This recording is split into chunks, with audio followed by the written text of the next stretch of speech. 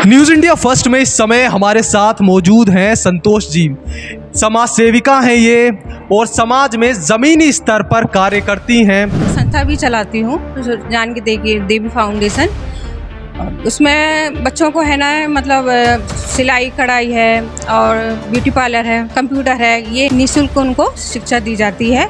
इस समय अगर हम आज के समय की बात करें तो क्षेत्र में कितने लोग इस सहायता का, आपके जो ये कार्य है इसका लाभ लोगों तक पहुंच रहा है? इस समय जो लोग आपको देख रहे हैं, जो दर्शक, जो युवा आपको देख रहे हैं, उनके लिए आपका क्या संदेश रहेगा आत्मविश्वास को लेकर, अपने जीवन में संघर्षों से सामना करके आगे बढ़ने को लेकर? हमने इस संस्था को चलाने के इस वजह से और सोचा कि हमने जब बहुत देखा है कि मतलब बहुत से बच्चे हैं मतलब आर्थिक व्यवस्था की वजह से मतलब ये नहीं ले पा रहे हैं, सहायता नहीं ले पा रहे हैं, तो इसको हमने निःशुल्क किया है जिससे कि ये ज़्यादा से ज़्यादा है ना विकास हो सके।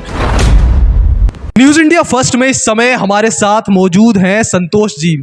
समाज सेविका हैं ये और समाज में ज़मीनी स्तर पर कार्य करती हैं। लोगों को शिक्षित करने के लिए, संगठित करने के लिए, समानता बनाए रखने के लिए ये मुहिम भी छेड़ती हैं।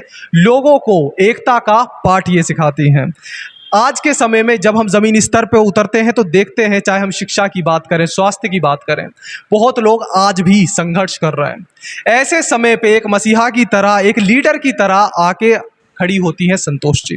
उनसे आज हम समझने वाले हैं कि किस तरह से समाज सेवा वो अभी हमारे क्षेत्र में कर रही हैं, किस तरह की विचारधारा उनकी है और किस तरह से वो ये समाज सेवा आगे बढ़ाने वाली हैं। स्वागत है मैम न्यूज़ इंडिया फर्स्ट में। नमस्ते आपको, आप सभी को, मीडियम में आने सबको नमस्ते मेरी, और जय भीम नमो बुद्धाय। मैं संतोष सिंह शिवनगर निवासी हूँ। मैं सामाजिक कार्य करती हूँ और बीएसपी की कार्यकर्ता भी हूँ। मैं संस्था भी चलाती हूँ जान की देवी फाउंडेशन। और उसमें बच्चों को है ना मतलब सिलाई कढ़ाई है और ब्यूटी पार्लर है और कंप्यूटर है, ये निःशुल्क उनको शिक्षा दी जाती है और वो प्रदान की जाती है। आज के समय में हम देखते हैं कि बहुत लोग ऐसे होते हैं मैम जिन्हें कंप्यूटर की नॉलेज नहीं होती, लेकिन आज के समय की सबसे बड़ी ज़रूरतों में से एक है कंप्यूटर का ज्ञान, कंप्यूटर की जो ये नॉलेज है। किसी भी क्षेत्र में अगर किसी विद्यार्थी को जाना और वहाँ पे ये जिम्मेदारी आपने उठाई उन्हें कंप्यूटर के माध्यम से शिक्षित करने की, जो उसकी नॉलेज है, तो ये फाउंडेशन शुरू करने का, ये जो आपका एनजीओ है, इसे शुरू करने का आपको किस तरह से विचार आया और आज के समय में कितने लोगों के जीवन को ये एक तरह से बेहतर करने में सहायता कर रही है? अच्छा रहा है क्योंकि मतलब ये कंप्यूटर जो सिखाए, जो हमारी संस्था में जो ये संस्था चल रही है, इसमें जो सहायता दी जा रही है जिससे इसके नहीं बच्चों को मतलब सहायता मिले, कम और ज्ञान और जागरूकता मिले उनको कंप्यूटर की वजह से, आत्मनिर्भर बने, जिससे वो अपनी परिवार के सहयोग दें और सहयोग कर सकें। तो यहाँ पे जैसा आप देख सकते हैं, संतोष जी ने एक ऐसी जिम्मेदारी उठाई है जिसे अक्सर लोग भूल जाते हैं या उसकी तरफ ध्यान भी नहीं देते। खुद को शिक्षित करने के लिए, खुद को अपने पैरों पे खड़ा करने के लिए, चाहे वो ब्यूटी पार्लर के माध्यम से ये सहायता लोगों तक पहुंचा रही हैं या जो ये सिलाई का कार्य लोगों को सिखाती हैं उसके माध्यम से ये सहायता पहुंचा रही हैं। तो मैम, इस समय अगर हम आज के समय की बात करें तो क्षेत्र में कितने लोग इस सहायता का, आपके जो ये कार्य है इसका लाभ लोगों तक पहुँच रहा है?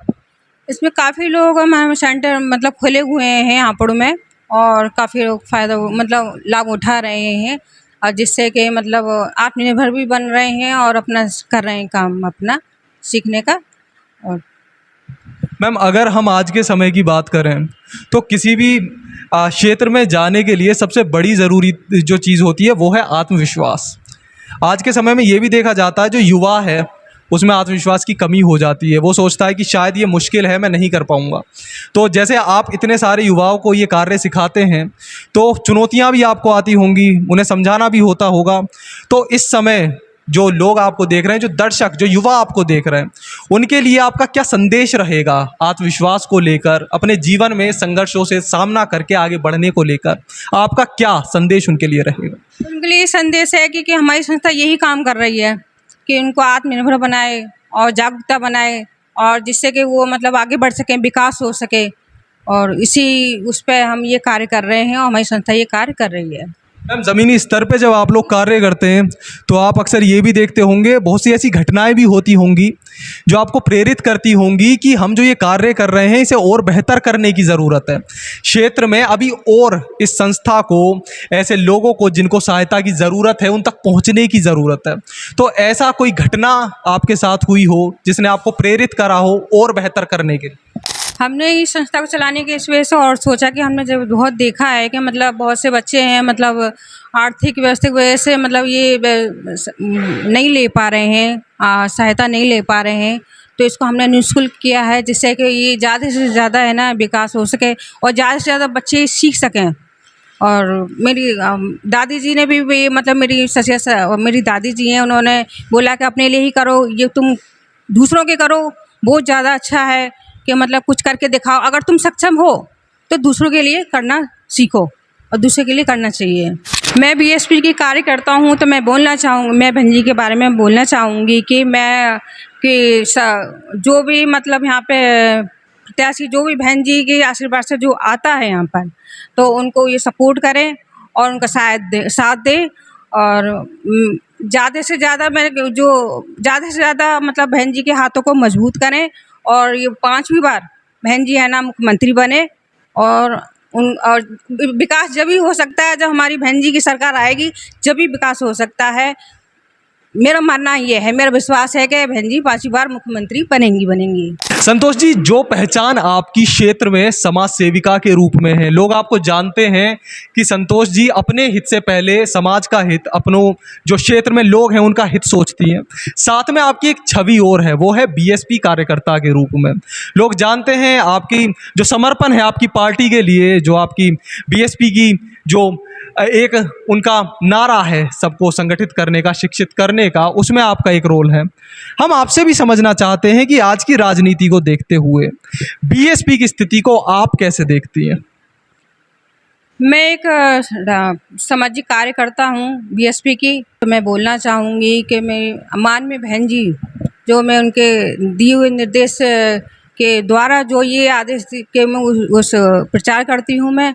और अगर बहन जी का आशीर्वाद जैसे मिलता है, और मैं चाहूँगी कि समाज में जो ये स्कूल हैं, कॉलेज हैं, मेडिकल कॉलेज हैं, वो सब मतलब मैं बाबा साहब के नाम से ही मैं विकास करवाऊँगी, बनेंगे ये।